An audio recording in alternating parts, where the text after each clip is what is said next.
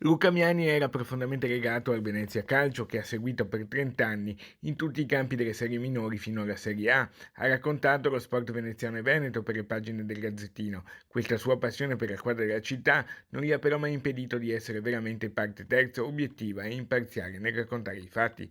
È stato un esempio e un punto di riferimento per tanti giovani giornalisti e tante persone, e per questo la sala stampa dello stadio Pierluigi Penso di Sant'Elena ora porta il suo nome. La targa all'interno della sala stampa, della nuova sala stampa del Venezia Calcio, allo Stadio Penzo, non vuole essere solo un ricordo, ma vuole essere anche qualcosa che insomma faccia da insegnamento verso tutti i giornalisti e tutte le nuove generazioni. Quando appunto qui abbiamo raccontato la storia di Luca, anche l'impegno per i più giovani e comunque anche il punto di vista indipendente nel raccontare lo sport veneto, ha assolutamente dato il placet e messo tutte le forze del club a disposizione affinché questo avvenisse. A scoprire la tag che porta il nome di Luca Miani, che ha ricoperto anche il ruolo di consigliere regionale e nazionale dell'USSI, sono stati la figlia Camilla con la moglie Francesca, insieme ai familiari e a papà Roberto. Presenti tanti amici, colleghi e istituzioni, tra i quali il presidente del Comitato Veneto della FIGC, Beppe Ruzza. Crediamo che Luca Miani sia stata una figura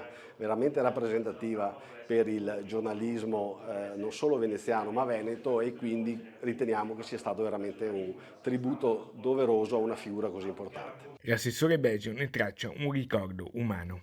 Come padre è stato un padre amorevole, umano, anche molto sorridente e comico con la sua Camilla, e di lui voglio conservare esattamente questo ricordo.